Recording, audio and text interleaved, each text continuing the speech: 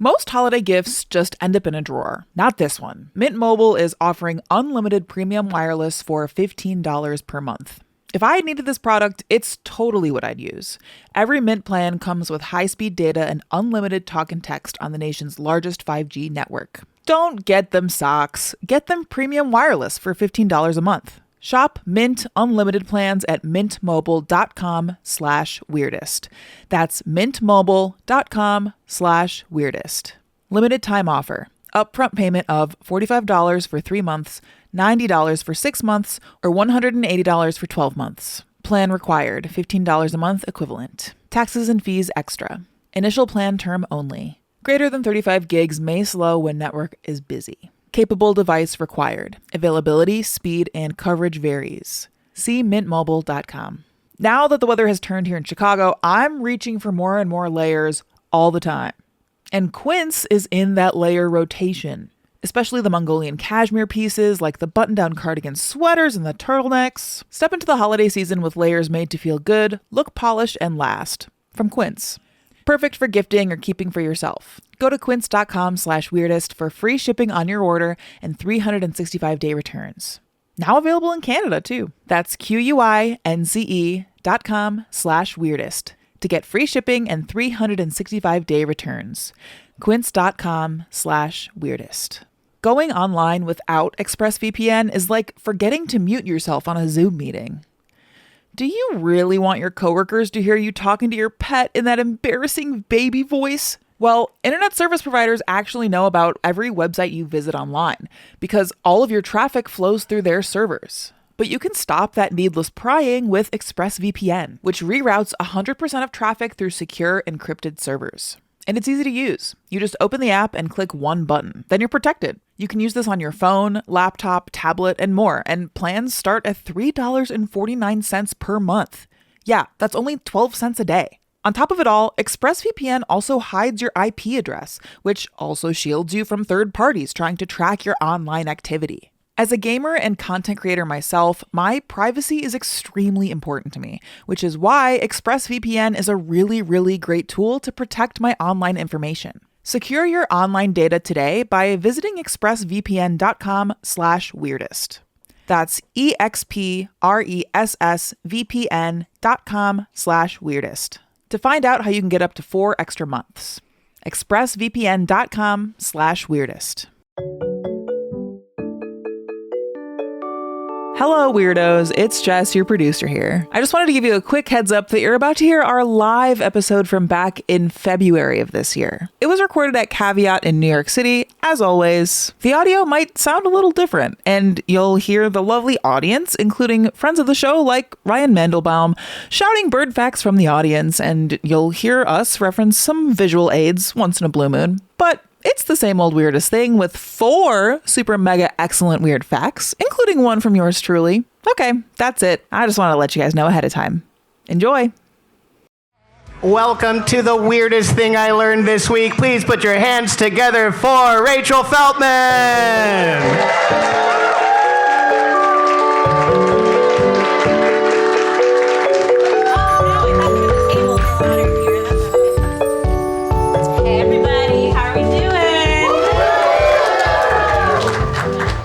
We're so excited to be back at Caveat, our favorite place in the world, for another Weirdest Thing live show. I have some amazing co-hosts I'm going to welcome up to the stage now before we get started. First of all, our incredible producer, audio engineer extraordinaire, and Twitch superstar, Jess Bodie.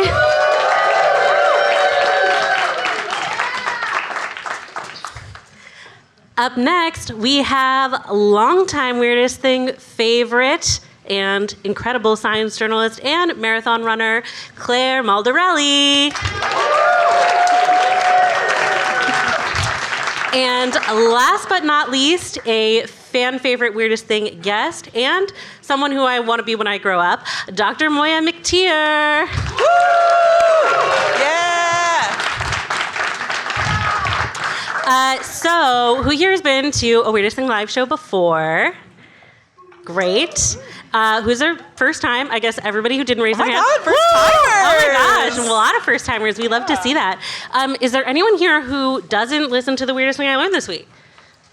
Oh wow, I see a few hands. Well, now. Yeah. Welcome to the party. So the weirdest thing I learned this week is a show where we talk about weird history, science, all of the above, and we go on little curiosity spirals together, and it's a whole lot of fun.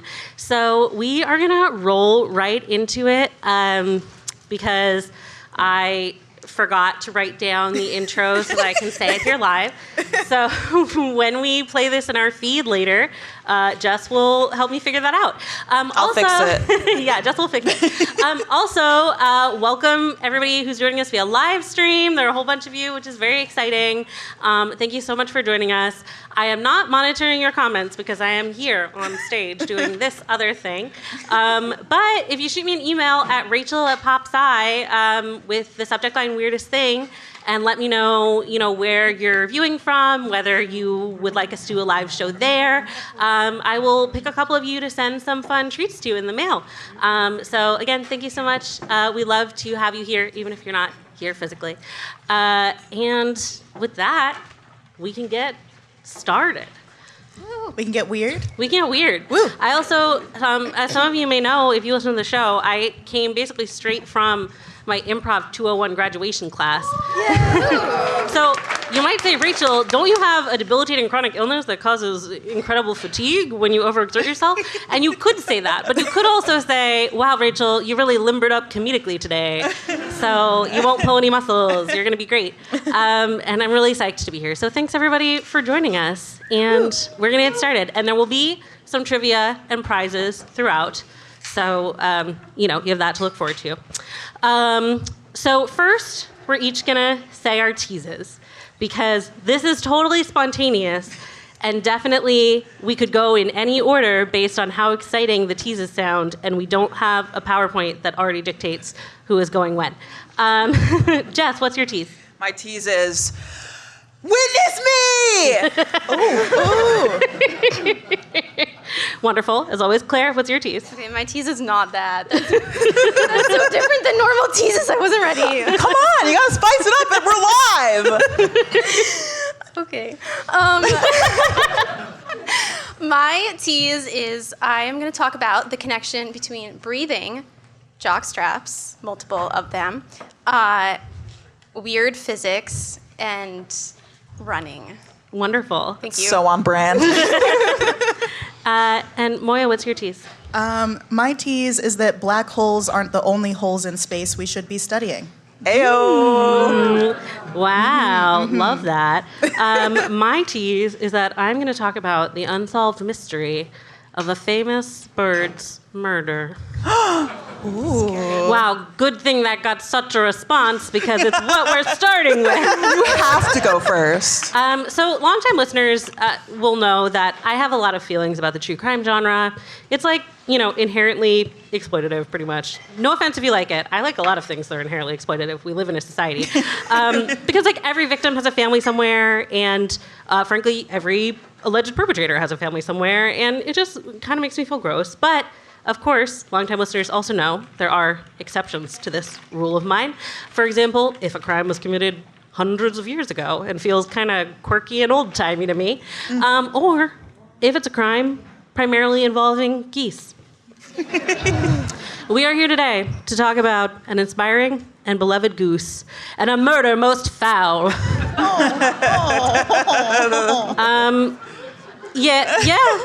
Yeah, he died with his boots on. We're going to get into it. So, when I heard a little snippet of the story of Andy the Goose, I decided I really had to give it the full true crime pastiche treatment, because all I knew was that this footless goose had been beloved and then had been murdered. And that was the word that everyone used.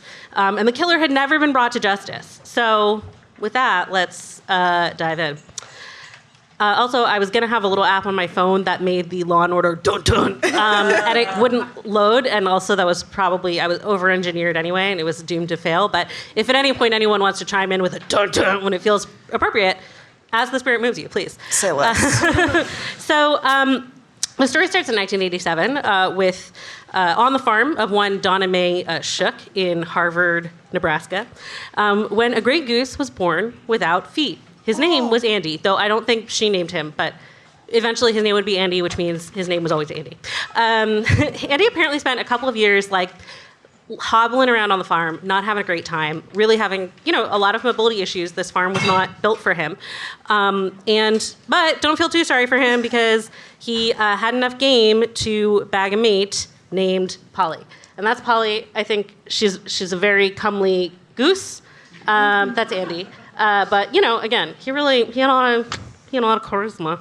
He's a beautiful couple. But again, he was living in this world that was not built to accommodate him. And after a couple of years, he had a fateful encounter with Donna Mae's brother-in-law, Gene Fleming. So Gene visited the farm. He was from a nearby town of, I think, Hastings, Nebraska. And he was like, we can do better for this guy. Like, I can do better. And so he traded his sister-in-law a pair of 2 other geese to take both Andy and Polly, because he was not going to break up that pair. And he took them home to Hastings with him. And luckily, Gene wasn't just a good Samaritan with a bleeding heart for footless geese. He was an inventor. This is, I believe, not actually an ad for the thing he made. I think it was a competitor, but look, I had to include this, the Injecto-Rub Oiler. What? Yeah. So a few decades before, Gene had crafted this device that allowed cows to scratch itches on themselves without damaging their skin, and while also depositing soothing oils and insecticides, to keep them from getting bit. I want that. Yeah, right. The cattle rub on it, over it, straddle it, really use it. Oh. And they did.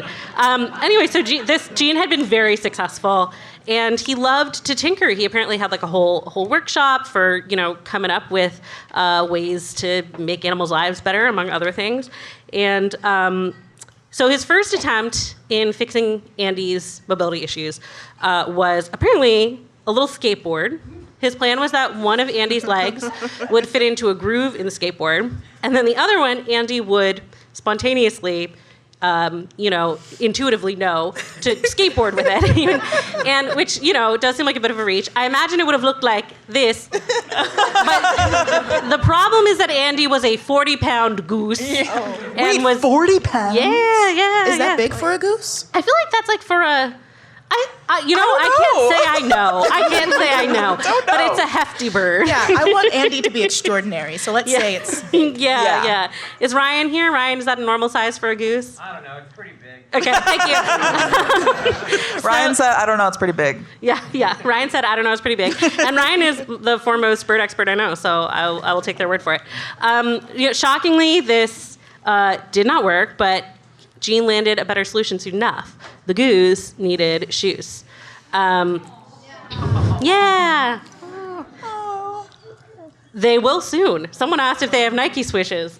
And I'm not, that pair might be a pair of Nikes, but that's, we're getting ahead of ourselves. So he bought a pair of $13 size 0 white leather shoes, baby shoes never worn, if you will. And he packed them with foam rubber so that he wouldn't like wiggle around in them. And he was like, I think this is going to work. And he even put holes in the soles of their shoes so that when Andy went for a swim, they would drain. He really thought of everything. And there are all these quotes where Gene remembers what it was like to teach Andy how to walk in shoes, which, as you can imagine, was a process. And he said, I held Andy upright for 3 hours before he figured out what to do with those shoes. But when he got the hang of them, he just took off. Now he struts around like a peacock. There was a great love between this man and this goose. It's a beautiful story, but those shoes wore out super fast. Turns out geese aren't really conscientious about the care and keeping of their baby shoes. So Gene ended up switching Andy to sneakers, though he apparently also tried to get him interested in custom flippers and cowboy boots. Yo, yeehaw! But Ready for the Cowboy Carter tour. But no, sneakers ended up being the name of the game. And then actually, once Nike learned that Andy was particularly fond of their brand, they sponsored him. And they would send him custom baby shoes every month. Oh my God. That's so cool. Yeah. And the article starts with "Take a gander." Yes. Oh. Yeah, there's a lot of good. People really enjoyed writing articles and headlines about Andy the Footless Goose, as you can imagine. This one reads: "A footless goose becomes a footloose goose in sneaks." So, meanwhile, Andy was becoming a real superstar. The local news loved him. I love this picture of him with Gene, where he says, "Dr. Gene Fleming, the quack doctor." Brother. And they took Andy to loads of events at schools and libraries. There's a story I read that once apparently Fleming was with Andy in a motel. I guess they were on their way to an event, and Andy took off down the hallway. And he caught up with him as the Goose was running into a ballroom. And there, a local organization was meeting to announce the winners of its annual election of officers. And just as the guy at the podium was saying, like, "And our new president is someone you all know very well," and then Andy ran in. And in fact, everyone there did know who Andy was and laughed, thinking it was like an amazing joke that had been set up by the organizers. They were especially into doing events for kids who had mobility issues. This one, I feel like he was angling for a Coca-Cola sponsorship personally, Big but I don't know if that ever worked Totally.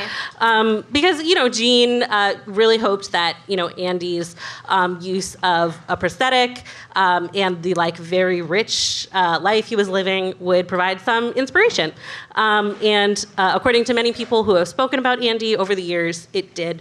In 1989, he even appeared with Andy on The Tonight Show starring Johnny Carson, with a fellow guest being Martin Short. Now, I did look for any images or clips of Andy the Goose on The Johnny Carson Show. Unfortunately, I couldn't find them, but I did find a clip of Martin Short's appearance from that same night where he made a rather tasteless joke involving presenting Johnny Carson with a No! yeah, with a cooked bird with sneakers on. Indeed.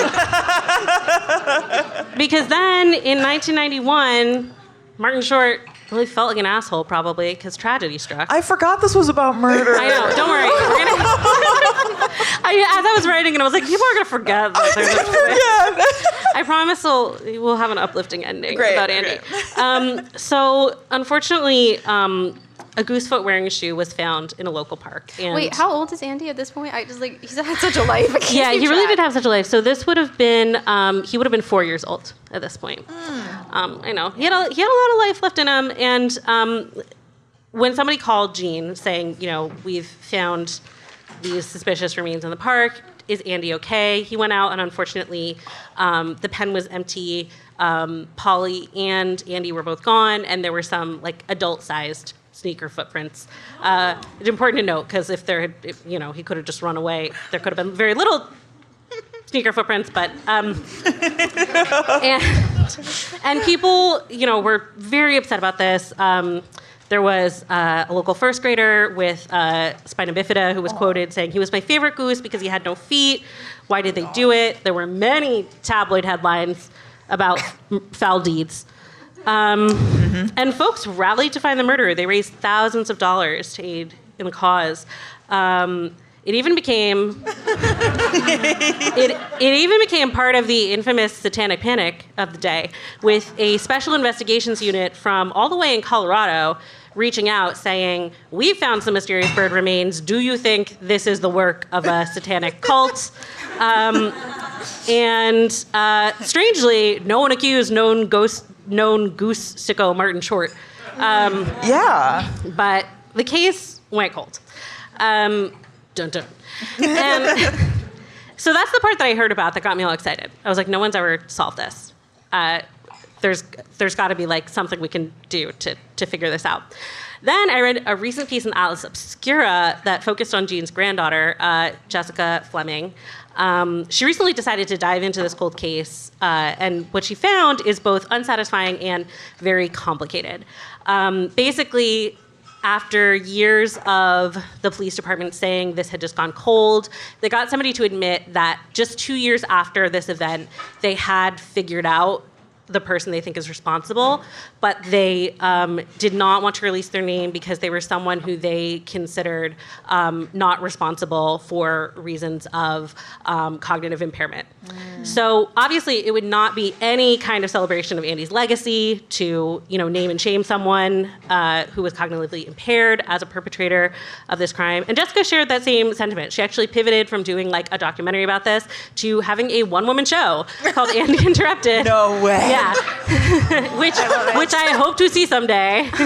Plug, go see this show if it's anywhere near you. So actually, maybe there's no such thing as a victimless true crime story. Not for kids? Yeah, I think there's cursing, probably. Okay, well, I don't know. I mean, I don't know how graphic it might get, but did this become a meta-commentary on true crime? Yeah, I guess, sorry. But even though there's no satisfying end to this caper, we can still celebrate Andy's remarkable life.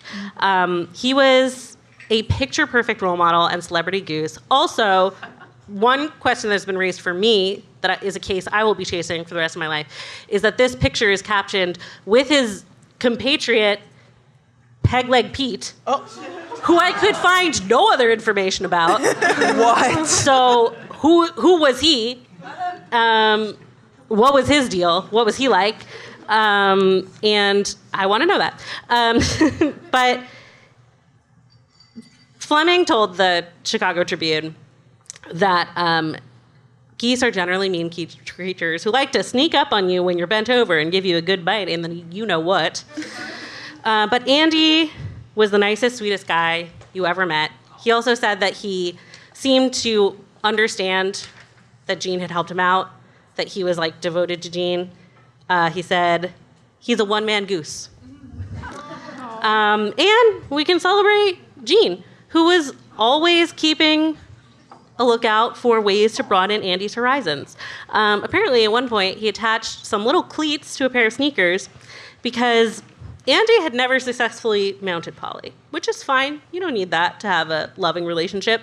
But Gene wanted to make sure he knew he had the option, and he wanted to help him get a better grip, better traction. So he made him these cleats. Apparently, Andy was not into it. He never even tried to make that work.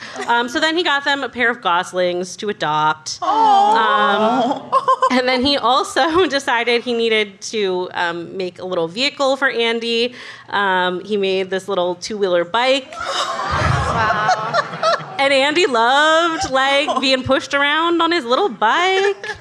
And,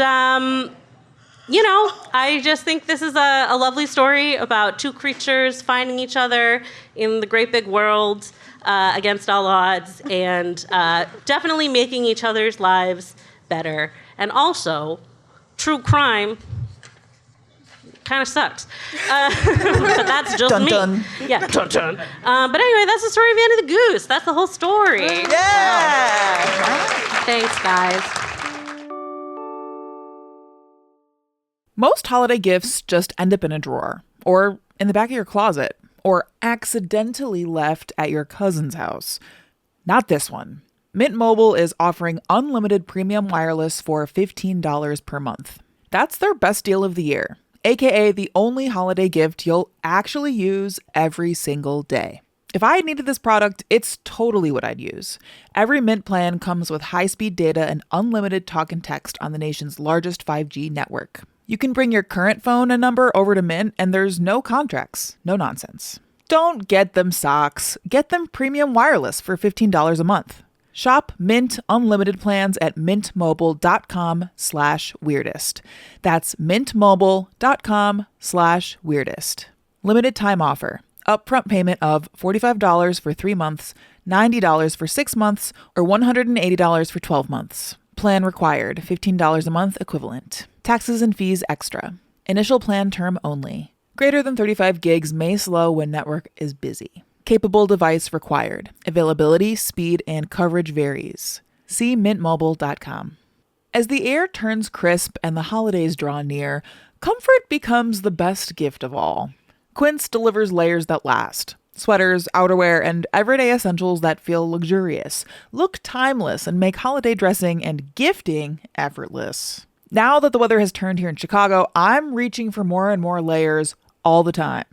And Quince is in that layer rotation, especially the Mongolian cashmere pieces like the button-down cardigan sweaters and the turtlenecks. And Quince's Italian wool coats are great too. The cuts feel designer and the quality rivals high-end brands, but without the high-end markup. By working directly with ethical top-tier factories, Quince skips the middlemen and offers prices 50% less than similar brands.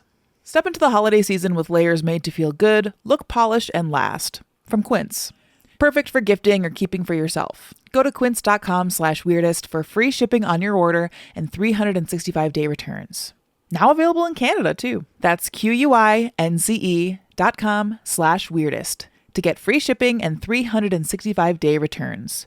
Quince.com/weirdest. Next up, we have Claire's fact. Yay.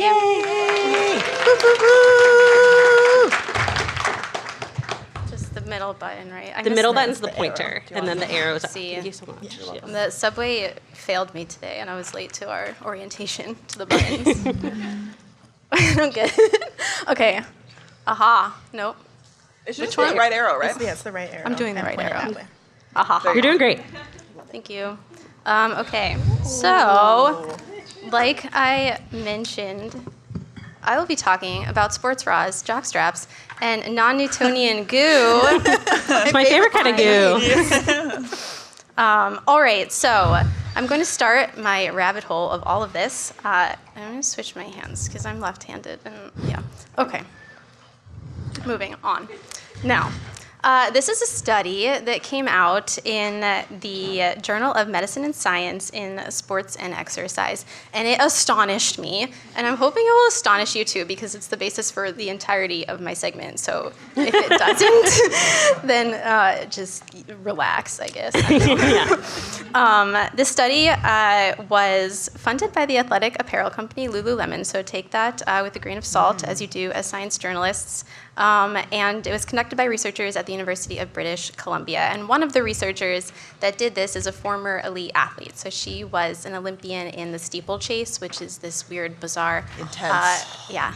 The worst. The worst. Yeah, it could be by some considered the worst. Sorry, what is it? The worst for my survival. You don't know the steeplechase? I don't know the I don't know steeplechase. the details, So, but it's involved. I'm gonna get. Everyone who has run the steeplechase is gonna hate me because I wasn't ready for this question. It involves running over hurdles into giant puddles of water and then not drying off and keeping going on the track for a couple laps, many laps, until you're done. It's like a structured obstacle course, kind of. Yeah, exactly. Okay, got it. Yeah. Involves water and hurdles and Yeah, and sprinting, yeah. It would be my least favorite one, for sure. Okay, so, why is this hating me?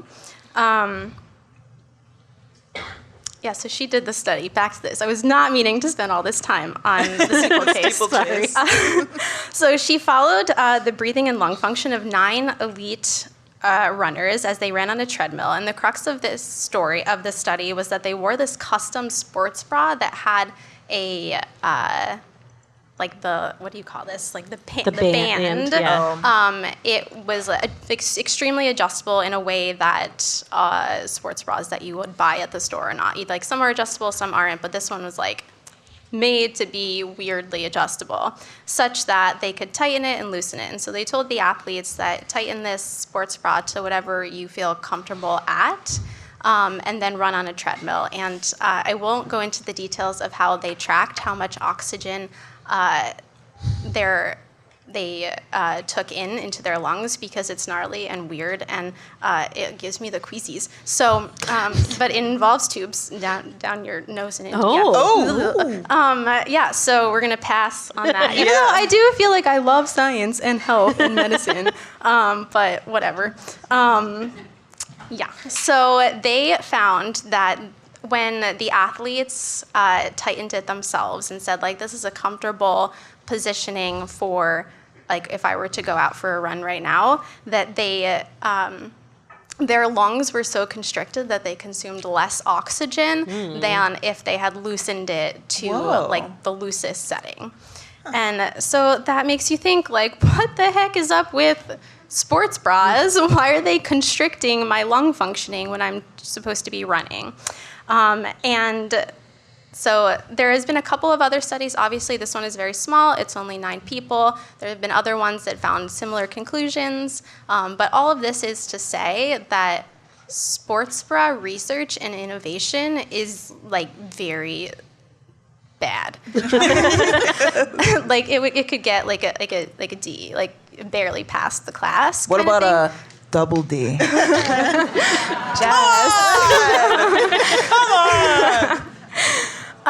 So that is going to take me to the rest of my talk, which is how did we get there? How do we have so much innovation in every other area of science, tech, whatever, even in running? Why do we have $300 plus marathon running shoes, but yet we don't have a sports bra that doesn't constrict our lung functioning? So that takes us to the OG bra, the jog bra. I just jumped all of my slides, so now I'm gonna find where I am. Okay, the sports bra. It was invented by Lisa Lindale, Hinda Miller, and Polly Palmer-Smith, wanted to get their names right, in 1977, and it was a fairly pivotal moment for women's sports. So up until this time, the jogging era, which is like just fun to look at all the weird outfits, we were like, we're gonna jog in this in the 70s. It was taking off, but for women, at least on the official stage, they were largely left out of this. And that was all the way up until June 23rd, 1972, when President Nixon signed the Education Amendments of 1972, which included Title IX, which stated that no person in the United States shall, I just think that we should say it, like, what is Title IX? It's boring, but on the basis of sex, but excluded from participation in, be denied the benefits of, or be subjected to discrimination under any educational program or activity receiving federal financial assistance. So this act essentially required that grade schools and universities provide equal access and, perhaps most importantly, the resources for women, including athletic scholarships, equipment, and facilities. As such, Title IX exponentially increased the number of women in sports across age ranges. So in 1972, about 30,000 women participated in college sports, and now in 2020, there are 222,920 female athletes. So incredible. But here we still have a problem. Women didn't have the proper tools to run with. For one, shoes at the time, and still now, that's a whole nother topic. Oh my God, I love doing segments on this. But they're still unisex and designed with men's feet in mind. And second, perhaps most importantly, and the point of this talk, I'm going on way too many tangents, there was no such thing as a sports bra. In 1972, no such thing. Yeah, I'm just going to stay on that slide. A short biology lesson here. There are no muscles within breasts. Breasts are made up mostly of fat, connective tissue, lymph nodes, and of course blood vessels. And their form and structure are held together by fibrous, elasticy bands of tissue called Cooper's ligaments, which was named after some dude named Cooper. And that helps create this network of mammary glands and fatty tissue, but they do absolutely nothing to control how breasts move. And that's why breasts themselves can literally cause a variety of health issues, from shoulder, neck, and back pain to headaches and other conditions. So athletes with breasts up until this point had a really huge challenge at the time that Title IX was passed, because the majority of bras, no sports bra existed, and then if they had to choose, these bras had underwire, and the majority of them had hooks and clasps that essentially provided the opposite of holding breasts in place while you were exercising. So it was like, well, I'm guessing here, but it was potentially even worse to be wearing a bra while running than wearing no bra at all. It was truly that bad. So enter 3 women, Lisa, Hinda, and Polly, And they had all recently taken up jogging for a variety of reasons. I think they were in their 20s. Perhaps one of them was their late 20s, early 30s. And some of them were trying to get in shape, and others were just doing it for mental health reasons. But they were all frustrated by the same thing, that they had no good bra to run in. So they essentially created a sports bra from scratch. And the idea, which was reported in a variety of publications, from Runner's World to Defector, as well as the Smithsonian National Museum of American History has a whole section on how the jog bra came to be. But I'm going to quote from Defector, who interviewed all three of these women for an article on the oral history of the invention of the sports bra and how it came to be. Quote, "My breasts were flopping all over the place," Lisa remembered. "My bra straps would flip off my shoulders and I would always pull them down, and sometimes it would get very hot and sweaty under my breasts. I figured that was the price I had to pay until my sister Victoria started jogging. She called me and said, 'What do you wear for a bra?' I said, 'I don't really have a good solution. I've tried wearing a bra that was a cup size too small, but that doesn't really help. But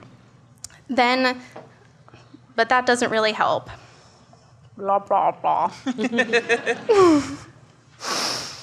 And I totally cut off the best quote in this whole thing in my clips of this. So basically she says, "I just wish that there was a jock strap for women."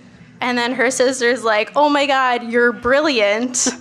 The light bulb went off. Afterward, Lisa said to herself, "Wait a minute, that's a really good idea." So after numerous iterations, a painful process of navigating a business, and just for a side note here, you should look up this Defector article because it really goes into like extreme detail of how incredibly challenging it was to start a business as three women in the 70s for something that essentially no company wanted, no one wanted to sell. So the early design of the product really does resemble two jock straps strapped together because they were taken by the utility of the design of the jockstrap, which actually it's, you know what, it's a really good product. So I get it, I really do get it. But they really transformed this idea into a really innovative, at least in my opinion, product that was so drastically different from any of the bras available at the time. So this is the original design, and it's actually in the Smithsonian, which is cool. And then this was like the first one that kind of made it to big sales.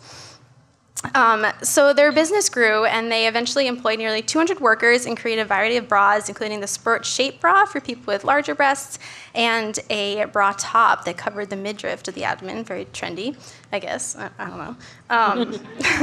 And then eventually other sportswear companies started taking note and coming up with their own takes on the design. And so companies like Nike started coming out with sports bras, Reebok, and they were up against competition. So once that happened, they eventually decided that at that point it was time for them to bow out. They all had different careers. I think one of them that was like the main designer of the three, she literally worked on the Muppet Show, and she was like, "Cool. I'm having way too much fun on the Muppet Show. I'm like done with bras. Let's just like, let's sell out here. Game over." And so they eventually sold in 1989 their company to Playtex Products, which is, I think Playtex is known for their tampons, but I don't know, maybe you know it as something, I don't know what else they make. And in the Defector article, it quotes Hinda saying, "Back then, it seemed like a huge amount of money that they sold it for. But, quote, now it's nothing. They got so much value for what they bought." And Lisa and Hinda have found that they agree on one aspect of the story, that there was no time when I knew this was not going to be an iconic product, she said. "It was a daily grind. We weren't visionaries for the future, but we were on the ground. It was time. It was the time of our life. We were taking a chance." And I will say, like, the Defector article goes like way into detail. Lisa and Hinda were just like so into it, and then the other woman who was on the Muppets show, she was like, but she was key because she like created the design. Like they were just like, I don't know how to put two jock straps together. You do. And she was like, I have a full-time job here. So it's great. It's truly an amazing article. So that's the origins. Oh, and then I skipped over a slide because this one I don't think you can see that well. And it is like a advertisement for how to put on a sports bra from I believe it was the 1996 U.S. Olympic team. So I have nothing to say about this other than like I'm surprised that even in 1996 we still did not have. They were like, yeah. Can we introduce you to the concept? Literally, Yeah, yes, that's bra for exactly. sports. Yes, yeah. Okay, moving on. So, sorry, I lost my place. So that was the origins of the original sports bra. But where are we now? So that was like 1970s. We are now in the year 2025. Where are we at? Unfortunately, there have been very few significant advances in sports bra design and innovation since the jog bra. Literally, tracks. yes. That tracks. Almost nothing. And its competitors really haven't done all that much in this space as well. There is one that I do want to highlight that I'm obsessed with. It's the Reebok Pure Move bra, which I wrote about for Popular Science back in 2018. And it contains a substance that is very similar to the physics in oobleck, which is What? A non-Newtonian goo fluid, whatever. I like goo. Jess is like, And- oobleck. I'm in. Yeah. And what oobleck is essentially is just like a combination of cornstarch and water. But when this happens, it takes on the substance takes on properties that are not quite a liquid and also not quite a solid. So that's my niece in the top right, and we made oobleck on Christmas, and it was mad fun. So I had to include it. I'm obsessed with her. I'm an obsessed aunt. She's so old now. I remember when your sister was pregnant. I love that. So this phenomenon, the oobleck, what it does this weird physics phenomenon called shear force thickening, where when you apply significant rapid force, the viscosity increases so quickly that the substance actually acts like a solid instead of a liquid. And then when it's at rest, it acts like a liquid. Just crazy cool. It's like where you can like smack it and Yes. it's like solid, right? But then if you like Exactly. pour it slowly, it's liquid. Yeah, exactly. So that's what they're doing in that bottom right picture. And a lot of the research for shear force thickening and oobleck is in creating helmets and other like protective equipment. But sports bras could use it as well. So what Reebok did was create a material that contains this shear force thickening properties such that if you move rapidly, the material will act like a solid. It's just brilliant. Now, is it perfect? No, I own the bra. I had the original version of it. Like I said, I wrote about it for Popular Science back in 2018. And it's good. I just think it needs improvements. And Reebok has not done any improvements on it since, and they're still selling the original version. I don't think that it's going to be out for that much longer, and it just doesn't seem like there's a big innovation in that space. And this all relates back to the original peg for doing this whole story, is that there's this issue with sports bras, and why can't we solve it? Why can't two jock straps strapped together solve it? Why can't strange, bizarre physics solve this? And I think everyone has their opinions, but for me, I just truly think there's not enough money and there's not enough awareness of this problem. And unfortunately, a study funded by Women in Sports, published in March 2022, found that 1 in 2 teenage girls right now, about 43%, stop participating in sports starting at age 14. What? And I know, crazy That's statistic. so sad. So yeah, I feel like I'm bringing. This is supposed to be like let's all leave here and start making sports bras right now. But I think I'm bringing it down. Okay, we're gonna bring it back up. So there's a problem. We should solve it, and there's just so many ways that we can do it, including weird physics and already in use products, and we should make a better sports bra. Agreed. Woo! Yeah.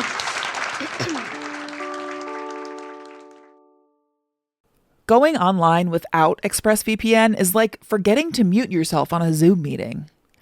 Do you really want your coworkers to hear you talking to your pet in that embarrassing baby voice? Who's such a good girl? Who's such a good girl? No one's supposed to hear that. Well, internet service providers actually know about every website you visit online because all of your traffic flows through their servers. That goes for stuff you look at on your phone, your laptop, your desktop PC, everything. And in the US, ISPs are legally allowed to sell that information to advertisers. But you can stop that needless prying with ExpressVPN, which reroutes 100% of traffic through secure encrypted servers. And it's easy to use. You just open the app and click one button. Then you're protected. You can use this on your phone, laptop, tablet, and more. And plans start at $3.49 per month. Yeah, that's only 12 cents a day. On top of it all, ExpressVPN also hides your IP address, which also shields you from third parties trying to track your online activity. As a gamer and content creator myself, my privacy is extremely important to me, which is why ExpressVPN is a really, really great tool to protect my online information. Secure your online data today by visiting expressvpn.com/weirdest. That's expressvpn.com/weirdest. To find out how you can get up to 4 extra months. expressvpn.com/weirdest. Next up, we have Dr. Moiya McTier.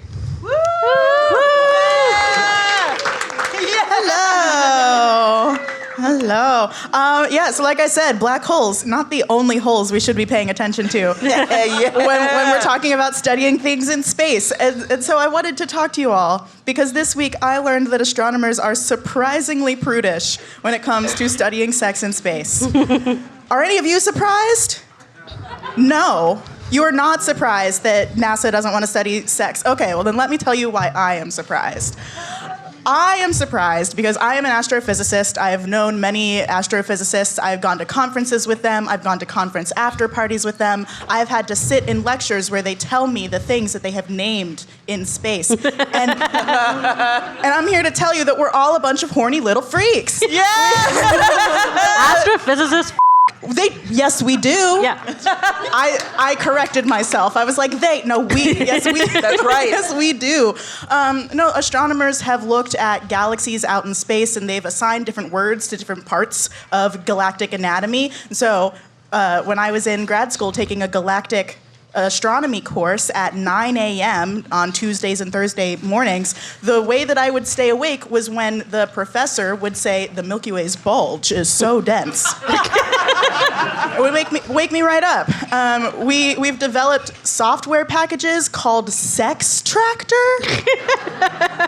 It ostensibly stands for Source Extractor, where you're supposed to be able to take an astronomical image and extract the source from it. No. No, they've named it after an amorous farm tool. This is ridiculous. We have the PP chain. In one of my galactic astronomy classes, we learned about the kink instability. So we really are just thinking about sex all the time as astronomers. And it's not just that. We also study, I think, the most romantic science, in my opinion. Because really, are you going to go on a first date to a wet lab? Are you going to go dissect a pig for a first date?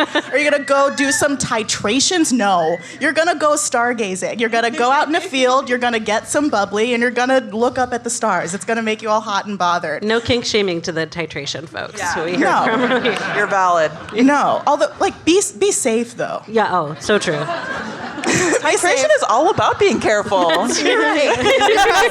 But, sometimes people just get into it. They don't know the protocols. They don't Titrate know the rules. responsibly. Yet another piece of evidence to show that astronomy is the most romantic, the sexiest science.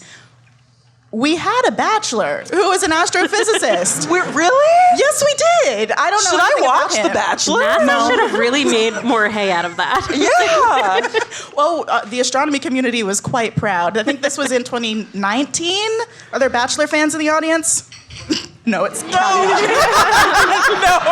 Silence. Thank you, friend. 2018. Thank you. So yeah, I don't know anything else about him other than that he was able to convince 20 plus women to try and vie for his attention based on the fact that he looked like this, I guess, and studied space. So despite the fact that astronomers should be quite horny and we should be thinking about how sex in space works all the time, NASA's official stance is very quiet. They're going for like a don't ask, don't tell type of policy, but almost 700 people have been in space. The last time I checked, the number was like 681 people have been in space. The International Space Station has been continuously occupied since Halloween of 2000, and Butch Williams and Butch Wilmore and Suni Williams. Yeah, thank you. I had to talk about them a lot. They've been stuck a long They've time. been stuck there a long time. They're still there, right? Yeah, they're still there. And you're trying to tell me they haven't exchanged some flirty glances? Nothing? So all of these opportunities for space sex have occurred, and yet NASA's trying to tell us that there have been no events of intercourse up in space. I don't buy it. It's like being in a Catholic high school. Yes. Yes. Or working at a Girl Scout camp. You know? I say as someone who worked at a Girl Scout camp called Camp Red Wing. I heard some people in the audience reacted to that. Thank you. Okay, so NASA's official stance is that no one has had sex in space, although we've studied animals, non-human animals having sex in space, and we have had a few hoaxes. We've had a few rumors started that NASA has studied sex in space. One rumor was started in 2000 when this guy, Pierre Collier, although he's French, so it's probably like Pierre Collier, he published this book in 2000 called The Final Mission, and in it he talked about this space shuttle report from 1996 that NASA tried to bury. And they said that NASA sent up a space shuttle, STS-XX was the mission code, and they were going to study 20 different sexual positions that a bunch of scientists had come together and there it is. Had come together and decided those were the 20 we should try. In the report that Collet talked about in his book, they said that only 4 of these 20 sexual positions were possible without mechanical help. I mean, they literally need to be strapped in to use a treadmill. Yes. Like, they use mechanical help for everything. For everything. Yeah. You're trying to tell me this is the one type of exercise that doesn't need bands? No, I don't buy it. And so I think all types of lovers in the audience might be interested to know that missionary sex, the missionary position, was deemed impossible by this 1996 report. Good. Get creative. Exactly. You're in space. Yeah, you got to leave the low-hanging fruit on the ground. You can't reach it up in space. And so for like 10 years, this rumor kind of proliferated until it was discovered that Pierre Collet had completely made this up. NASA did not, in 1996, Oh my God. send I said hoax before. I was distracted. You're right. I'm just such a good storyteller. So it was a hoax. The community was kind of outraged, and also, I guess, their faith in the conservative nature of NASA had been restored for some people. And we kind of went on from there, not studying human sex in space, but definitely studying some animal kingdom sex in space. Wait, why did he make it? Why would you joke about sex in space? Sex sells. Exactly. That's the reason. But I think Collet's hoax, Collet's little prank, does point at some interesting things that we should be studying in space. There are some people who want to colonize other planets, some people who are thinking about the long-term sustainability of humanity and what we're going to do if we need to go to another planet to survive, we would need to we would need to make babies out in space, and we need to know how viable that is. It turns out to be pretty difficult because, first of all, just the mechanics of it. Like, how do you physically stay together in microgravity when every action has an equal and opposite reaction, and if one thrust is just bouncing you all around the ISS? And so brilliant minds came together to think about how they could solve this problem, and what they came up with was something called the two-suit. Hopefully you can see that picture a little bit, but it is just like a flight suit with strategically placed holes and Velcro to keep people strapped together. The sexiest sound known to man. Velcro. Does that not get you in the mood, Jess? It does now. This has been tested, not actually in microgravity outside of Earth's atmosphere, but during a parabolic flight where you can kind of simulate microgravity. The inventor, Vanna Bonta, did test this out. She invented it in 2006, and it has been touted as one of humanity's best inventions that could help us in the future. Also, I I would love to have been a fly on the wall for when they try to test it, because it looks, from the picture, it looks like they're in one of those things where you get little parabolic, brief zero gravity. It is. So it's that you get maybe half a minute. So a quickie. so I can just see them rushing to get something done, and then falling on the floor, and then being okay, we have T-2 minutes until our next endeavor. Yeah. So I bet that was just goofy and fun. Yeah, a barrel of laughs, I'm sure, this whole endeavor. But that's not the only issue we have to face when we're thinking about having sex in space. Sex in space is probably going to be pretty soft. It's going to be real hot and wet in all the wrong places. That is because your blood pressure is lower when you're up in space. We depend on gravity a lot to make our blood fall to the lower parts of our body, and our heart has to work to get it up to our head, but that doesn't happen in space. And so it might be difficult for blood to rush to lower parts of the body, which is kind of essential for sex to happen. For a certain kind of sex, yeah. For most sex. No, it's true, because arousal. Because arousal. Right. I'm not just Great talking point. about erections. I am talking about all kinds of arousal. It depends on the flow of blood to certain parts of the body, and that's going to be difficult up in space. You know what's not hard up in space? Aside from dicks. It's sweating. Sweating is really easy up in space because convection isn't as efficient at carrying heat away from your body. So if you're getting hot and heavy, you're going to get really hot. And you're not going to be very heavy. But it's just going to be very sweaty, and the sweat's going to stick around and just float around you when you're having... Exactly. Just really picture it. Really let your imagination run. So sex is not going to be great because when the fluids do eventually come out, they're going to go everywhere. It's going to be really hard to keep things contaminated. Yes, contamination is going to be a huge issue.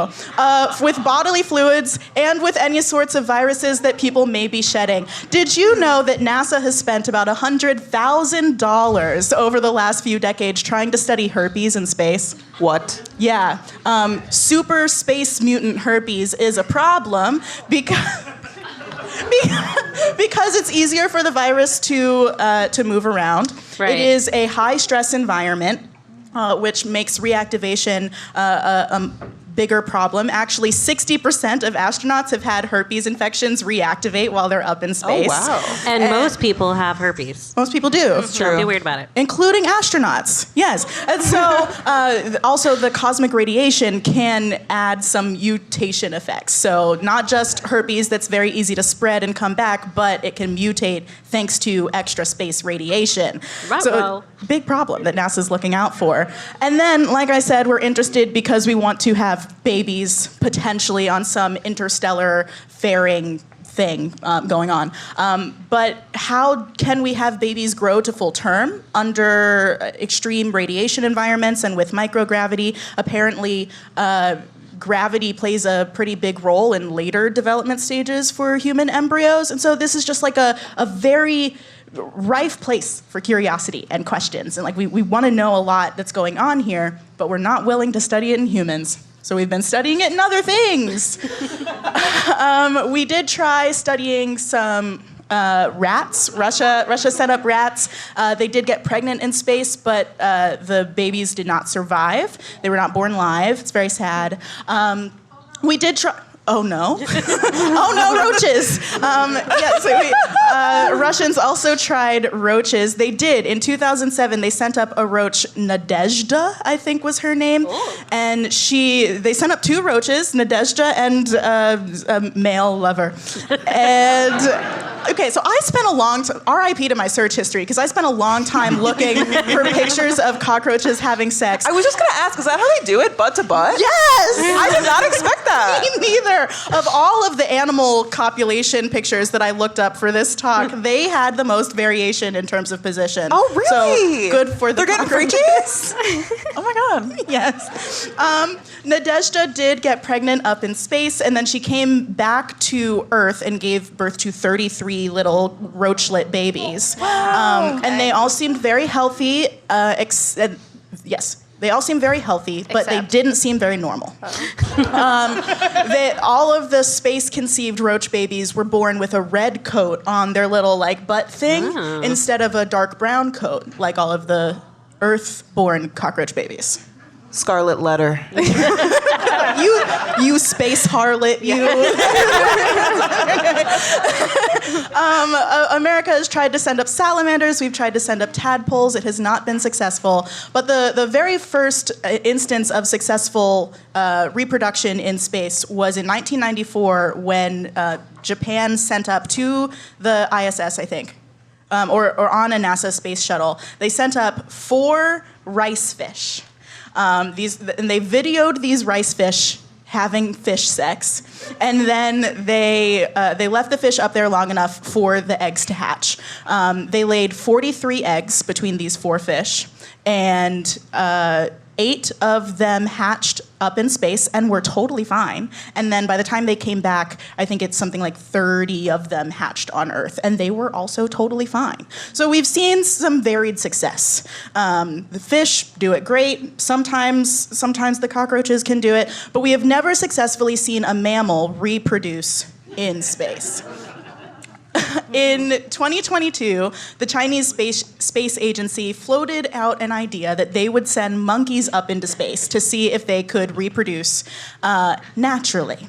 And there was a huge public outcry. PETA was not happy. The people who looked at these adorable monkeys' faces and saw reflections of the human face staring back at them were also not very happy. How do you know the monkeys don't want to go to space and have sex in space? That's so really valid. presumptuous, honestly. Right? Yeah. Right? Like, if there are humans who would want to do that, then there are definitely monkeys who would want to do that. But the outcry won.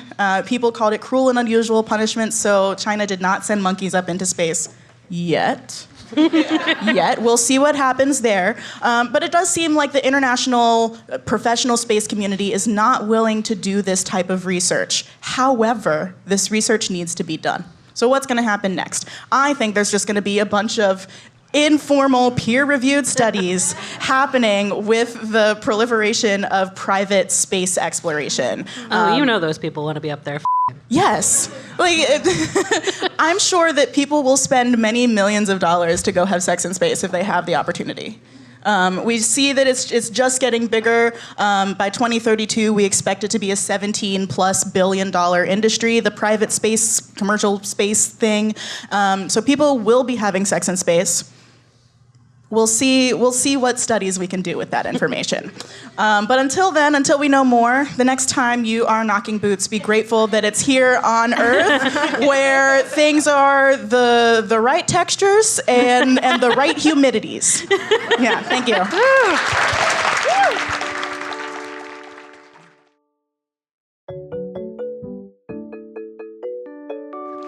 Okay, and now, Jess, take it away. I will. This is my fact. So, that's spoilers. Okay, something about me. I like to exercise. Namely, I have my notes on my phone, forgive me. I like to lift weights. I like how it makes me feel. I like that it is utilitarian. I can navigate my life better. I love that it makes me be able to I can make toxically masculine men feel inferior. Absolutely. Which I already get to do because of my height, but if I have muscles too, they hate me, and that's great. Subverting gender norms rips, especially in our increasingly patriarchal society. Can I get a hell yeah? Hell yeah. Great. So the last year or so, I've been wanting to kick it up a notch for no reason in particular. So I've been experimenting with pre-workout. Oh boy. Yeah, see, mixed reaction from the crowd. I know, it's contentious. For those that don't know, pre-workout is a supplement that you chug for hitting the gym. It helps you... Wait, is that literally what it's called? Pre-workout? Yeah, that's what it's called. Ooh. What would you call it? I don't know, just like, yeah, okay, no. Makes sense. I I like don't know if that's like a term that's been created by the community and then now brands use it, which is my guess. But yeah, you drink it before you hit the gym and you can lift heavier, you have more energy, that kind of thing. And hardcore gym goers, the gym bros, they argue about the nitty gritty details about which one has the best micronutrients, which one gives you the best supplement, whatever. If you're like me, you just like to pick the one that has the prettiest packaging and it tastes good like a blue slushy, and isn't like a scary. If it has a number in the word, that's you just don't take that one. Don't take that one. So yeah, also non-spawn, but I love Alani Nu, and if you're listening, Alani, call us. Call us. So yeah, pre-workouts, they can have a whole bunch of weird compounds, all that stuff to make you work out better, grow bigger muscles, whatever. But mainly in most pre-workouts, it's carbs, like sugar for energy, caffeine. It's a lot of caffeine. It's usually 200 milligrams of caffeine, which is like a Red Bull or a Celsius, basically. And a lot of them have this compound called beta-alanine, which looks like this. Oh my God, you guys are the best oohing and eyeing for a picture of a molecule. You guys rule.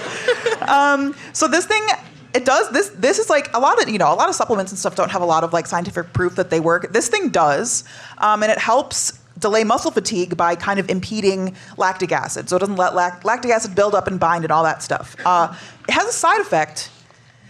It creates something that I like to call the creepy crawlies, which is it feels like there's a bunch of little friendly bugs crawling around your skin and they're kind of itchy and As long as they're friendly. they're friendly. So I like the creepy crawlies. I'm horrified. I like it. I think it's fun. It's ooh, it's time to go to the gym. They're encouraging. Gotta run away from the Getting bugs. the itch. Yeah, Gym right. itch. Well, the only way to make it go away is to have a really good workout. So. If you don't want the bugs, you can get pre-workout that doesn't have beta-alanine if you're boring. Or if you're afraid of bugs, that's also valid. Oh my God, I'm not afraid of bugs. You just don't want them under your skin. Yeah. Yeah, that's which fair. is valid. That's valid. So yeah, physical benefits of pre-workout, they're there. They're definitely there. Also, be careful if you're going to use pre-workout. Potent. If you have a heart condition, if you have underlying medical conditions, use caution, talk to your doctor, etc. This is my disclaimer. And when I started taking it, I started slow. Start with half a dose or a quarter dose and work up to the full thing. Because I took it for the first time and I was like, oh, this is drugs. And it is. It literally is. Caffeine's a drug. It is, yeah. Mm-hmm. Let's see, where was I? So yeah, physical benefits are there. They're apparent, but it goes so much deeper than just the physical benefits.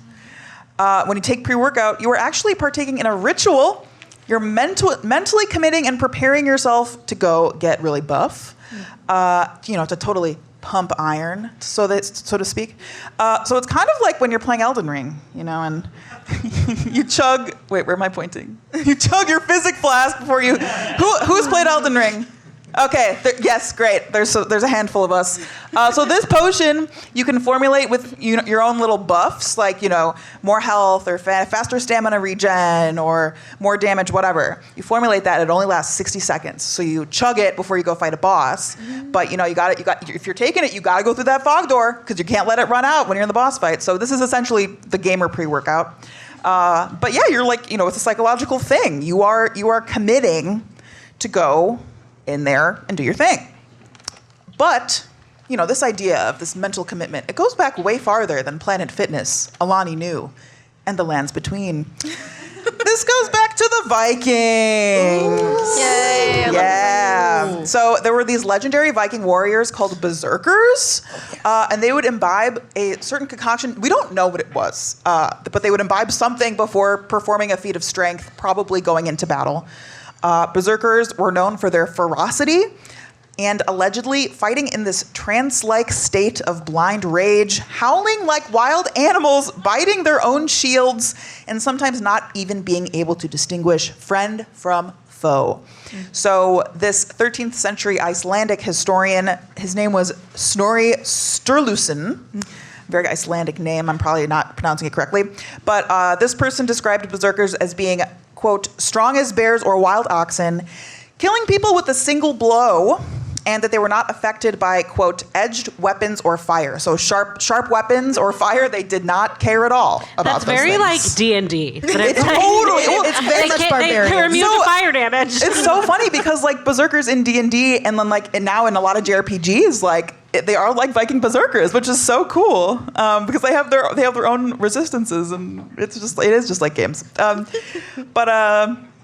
Accounts of Viking berserkers, they're kind of here and there. We know a lot from like stories and sagas and stuff, but they all agree on one thing, which is that they were notorious for operating in this blind, ferocious rage. We don't know what they were imbibing to kick off this berserker state. Oh yeah, this slide. This is Final Fantasy VIII. Oh, wow, some fans, yes.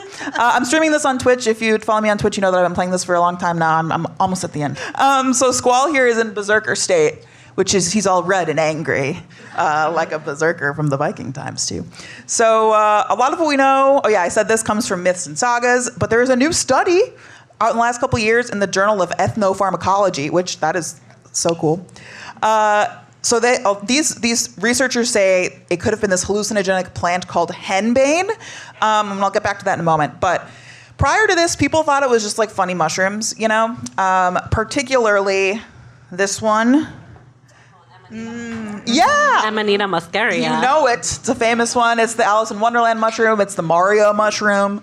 Not good to eat. Don't eat it. You'll drool a lot and vomit. Maybe have a trip, but like primarily be drooling and vomiting. So if you're looking for a trip, that's not the one to go for. Don't. And yes, that was my next point. No, thank you. I can't help myself when we're talking about mushrooms. I know. It's partial to your interests. Like Rachel mentioned, it induces a drunken state with auditory illusions and shifts in color vision. It can also induce vomiting, hypothermia. This is a pharmaceutical commercial. It can also induce vomiting, hypothermia, sweating, reddening of the face, twitching and trembling, dilated pupils, increased muscle tone, delirium, and seizures, all of which is not unlike a Viking berserker. However, did I not put a slide transition? I didn't. Past Jess is not getting points today. Okay, this is henbane. This is the other plant they think that is actually more likely that it probably was. So it was, around longer. So it was around since ancient Greece. It's been used in various cultures throughout history as a narcotic, a painkiller, a cure for insomnia, and an anesthetic. So the new study that came out, the researchers were like, this probably accounted for the increases in strength, altered consciousness, delirium, jerking and twitching. I wrote jerking and twitching in here, and I really wanted to make a jerking my peanuts joke, but I can't fit it in, so just pretend that I made a joke about that. And also red face commonly associated with berserkers. So all these things that come from this plant, they were like, okay, the Viking berserkers could have just been doing a little henbane before going into battle. And also it dulls pain. So that's maybe like why they were invulnerable, basically. And also, you'll like this, contributes to an inability to recognize faces. I do have that problem. Yeah. And I haven't even been doing the henbane. Yeah. The other thing that researchers said that henbane can do is that it can cause removal of clothing. That sounds like, that is so specific. I know. That it really sounds like someone just needed to excuse away their things. Yes, getting naked. it's just the henbane.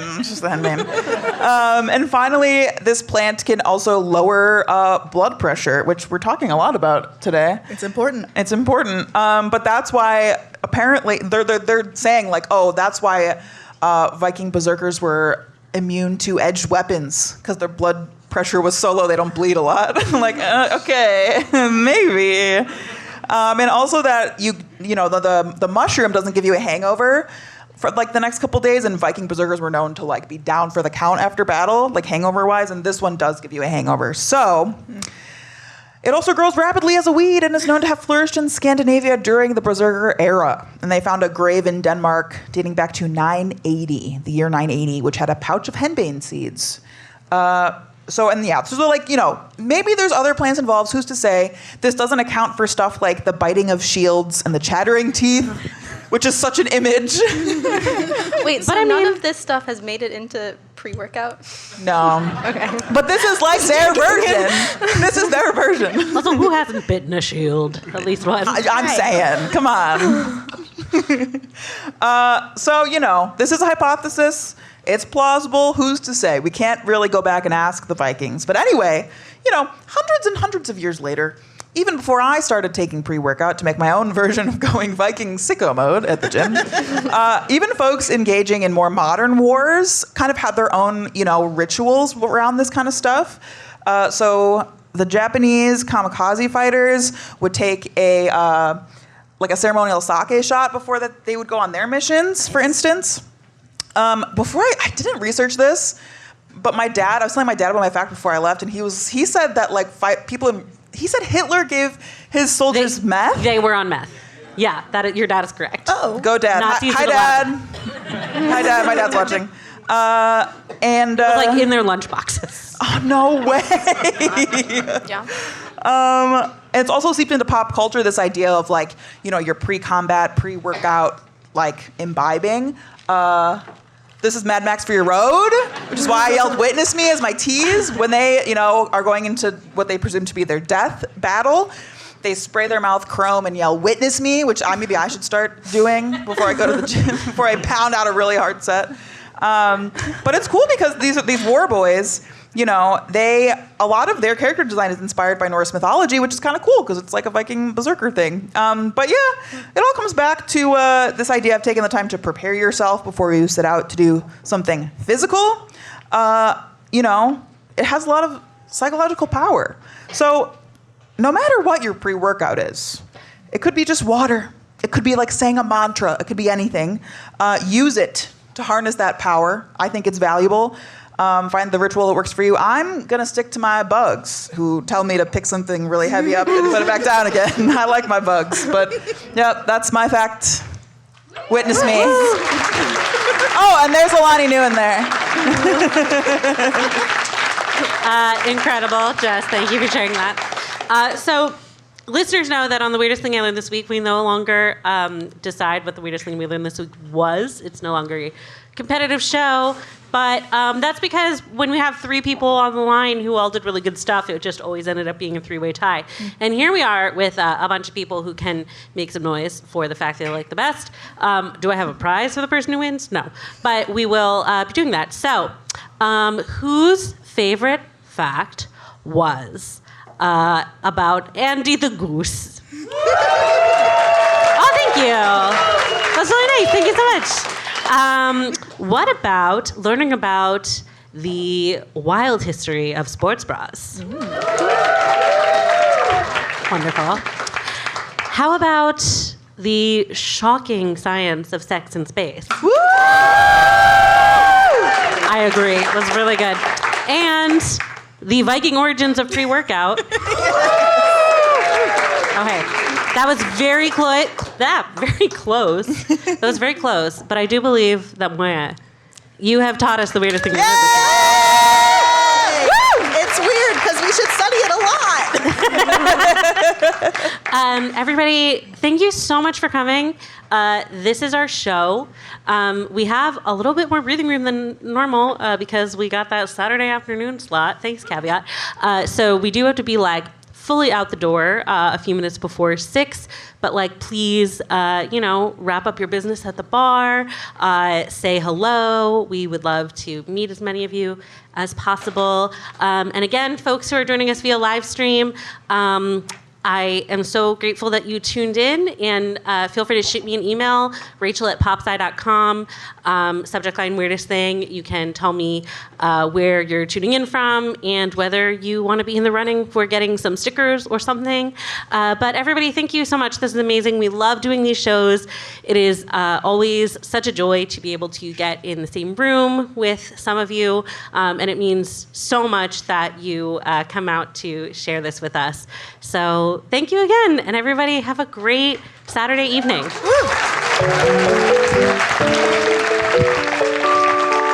Weirdest Thing I Learned This Week is produced by all of our hosts, including me, Rachel Feltman, along with Jess Bodie, who also serves as our audio engineer and editor extraordinaire. Our theme music is by Billy Cadden. Our logo is by Katie Beloff. If you have questions, suggestions, or weird stories to share, tweet us at weirdest_thing. Thanks for listening, weirdos.